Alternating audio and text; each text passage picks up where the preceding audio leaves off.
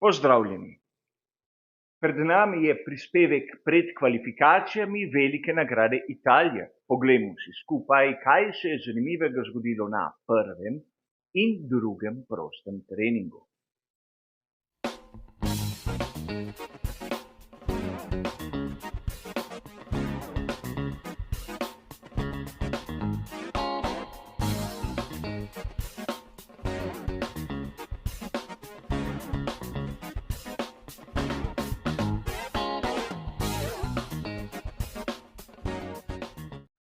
Tudi tokrat si bomo v prispevku pred kvalifikacijami najprej ogledali tehnične zanimivosti ter novosti. Nato v drugem delu bomo skupaj skušali razumeti tisto pravo razmerje sil pred prihajajočimi kvalifikacijami. In kot običajno si bomo tudi tokrat pomagali s tistimi uradnimi dokumenti, ki kažejo, kaj so pri ekipah novega pripravili za prihajajočo dirko v Monci. In začeli bomo seveda pri skuderiji Ferrari, kjer imajo po dokumentih kar nekaj izjemno zanimivih novosti. Seveda, kot mnoge druge ekipe, tudi pri Ferrariju vidimo spremembe na prednjem aerodinamičnem stabilizatorju. Predvsem tisti pomožni profili so drugačne oblike, imajo nižji kot, tako da generirajo manj zračnega upora. Ampak pri Ferrariju so nekaj pozornosti usmerili tudi naprimer v tisti nosilec kamere, ki je premaknjen od običajnega mesta, prav zato, da ne bi motil zračnega toka. Največja sprememba je našim očem nevidna. Pri Ferrariju so pripravili čisto novo dno. Od tega, da vidimo drugačno obliko tistih vhodnih rež tam spredaj.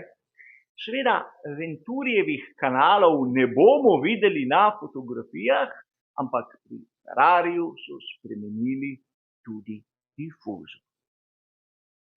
Ampak to je tisto, kar je našim očem povečinoma skrito. Pri Ferrariju so nekaj sprememb napravili tudi na samem pokrovu pogonskega sklopa, kjer je tisti zadnji del, pogostokrat imenovan bazuka, malce ožji od onega modela, ki smo ga videli do sedaj. Da smo govorili na začetku o prednjem aerodinamičnem stabilizatorju, ne smemo mimo sprememb tudi na zadnjem. Ta ima profile, ki imajo nižji kot in so namenjene verjetno samo dirki za veliko nagrado Italije. Ampak, če smo govorili o Ferrariju in dokaj zajetnem paketu posodobitev, kaj bi lahko dejali o McLarenu? Pri njih spisek ni tako dolg. Spremenili so tisti prednji aerodinamični stabilizator, ki ima, kot bomo videli, v večini primerov nižji kot, ampak na prednjih zavornih košarah so pri McLarenu izbrali rešitev, ki omogoča višji faktor hlajenja. A tu ne smemo mimo tudi rahlo spremenjene oblike celotnih bočnih struktur. Če pogledamo na to Aston Martin, bomo takoj opazili, da ima prednji aerodinamični stabilizator čisto drugačni kot in to ni nič takega, kar bomo videli pri mnogih ekipah Formule 1, podobno nazaj. Pri ekipi Alpine so spremembe samo spredaj, ampak tu bi rad porabil nekaj trenutkov za zanimivost. Namreč oddelek Renaulta v Viriju stavka, predvsem zaradi te odločitve, da v sezoni 2026 ne bodo več prisotni v Formuli 1 kot dobavitelj pogonskih sklopov. Torej, zgodba, ki se je zdela zaključena, dobiva neke vrste proletarski obrat. Videli bomo, kaj se bo zgodilo v prihodnosti. Pri ekipi Williams nadaljujejo s svojim razvojnim planom in tudi tu lahko vidimo spremembe na prednjem aerodinamičnem stabilizatorju, kjer so za razliko od mnogih drugih spremenili tudi obliko končne plošče. Tudi zadnji profil, podobno kot pri ostalih ekipah, je bil nekako prilagojen razmeram na progi v Monzi. Pri ekipi Racing Bulls je seveda tista klasična sprememba na prednjem in zadnjem stabilizatorju, ampak tu seveda so malce spremenili tudi obliko varnostnega loka halo, poenostavili vzvratna ogledala in predvsem popravili tudi dno bolida. Pri ekipi Sauber je seveda bila sprememba na prednjem in zadnjem stabilizatorju, medtem ko robovi difuzorja, kar bomo težko videli na fotografijah, naj bi bili tudi nekoliko spremenjeni. In zadnja ekipa na spisku je ekipa Haas. Imamo spremembe, ki nekako nadaljujejo oni trend, ki smo ga videli že na Nizozemskem, predvsem kar se tiče oblike prednjega upetja. Ne gre za toliko za geometrijo, temveč za tisto kožo iz ogljikovih vlaken, ki prekriva trikotnike in seveda aerodinamične spremembe, kot smo jih videli pri vseh ostalih. In če ste bili pozorni, ste opazili, da pri 8 ekipah smo imeli tehnične novosti, kateri 2 manjkata, Red Bull ter Mercedes. Pri Red Bullu na prostih treningih so preizkušali tako imenovano dno Frankenstein. Seveda po pošasti, katero je ustvarila Mary Shelley v svojem romanu in ki govori o monstrumu, ki je bil sestavljen iz različnih delov človeških teles. Pri Red Bullu podobna zgodba, iz različnih specifikacij dna so sestavili nekaj novega in sedaj preizkušajo, ali to deluje. Pri tovarniški ekipi Mercedes pa nadaljujejo s testiranjem tistega dna, ki so ga uvedli na veliki nagradi Belgije in o katerem Lewis Hamilton ni prepričan, da deluje. Ampak kar se tiče tehničnih novosti tu v Monzi, je to vse. Poglejmo si, preden začnemo, še kdo je vgradil nove pogonske sklope. Skoraj polovica štartnega razporeda oziroma nekaj več. Videli smo, da nove pogonske sklope so vgradili pri tovarniški ekipi Mercedes, pri Aston Martinu, pri McLarenu. Colapinto je tudi uporabil nekaj elementov in kot samo zanimivost, Colapinto je nasledil situacijo, ki mu jo je pustil Sargent, in tudi pri ekipi Sauber in seveda Haas so prav tu v Monzi vgradili nove enote. Ni boljšega mesta, kot je velika nagrada Italije za nov pogonski sklop. Kdor je bil pozoren, je lahko opazil, da že v četrtek so imeli na progi težave. Najprej Bernd Mayländer, ki je varnostni avtomobil lepo pognal v zaščitni zid. Težave, kot vidimo na posnetku, so malce nepričakovano tega izjemno izkušenega voznika varnostnega avtomobila presenetile. In Aston Martin je bil vidno poškodovan, ampak brez varnostnega avtomobila se aktivnosti na progi ne morejo pričeti, zato je bila tudi pripravljena rezerva. Če sedaj pogledamo prvi prosti trening, ne smemo mimo tistega, kar bo verjetno napolnilo marsikateri stolpec. Namreč Andrea Kimi Antonelli, fenomenalni mladi italijanski voznik, je odpeljal komaj 5 krogov, preden je na ovinku posvečenem Michelu Alboretu izgubil oblast in odšel tja do zaščitnih ograj ter se ustavil. Seveda sledila je rdeča zastava. A ne smemo mimo dejstva, da tudi Colapinto je imel prav na tistem mestu težave in tudi Carlos Sainz mlajši, čeprav z njegovimi izkušnjami, je situacijo rešil.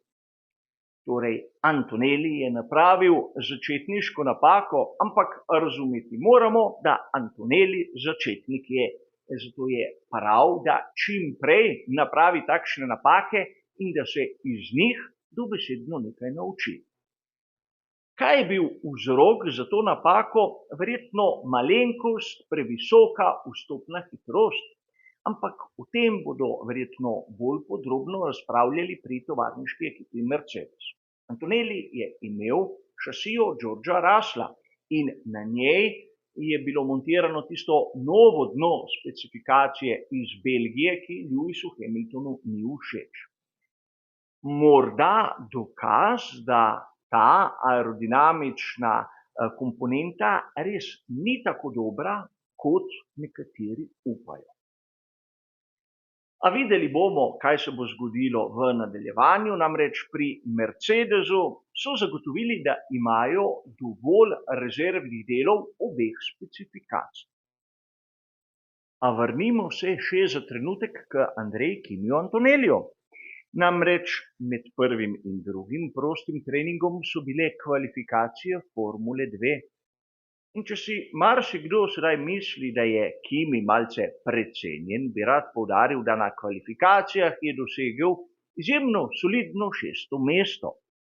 Do približno 10 minut pred koncem kvalifikacije celo vodil in je pri končnih rezultatih za 2 mesti boljši od moštvenega kolegi pri ekipi Prema Olija Bermana.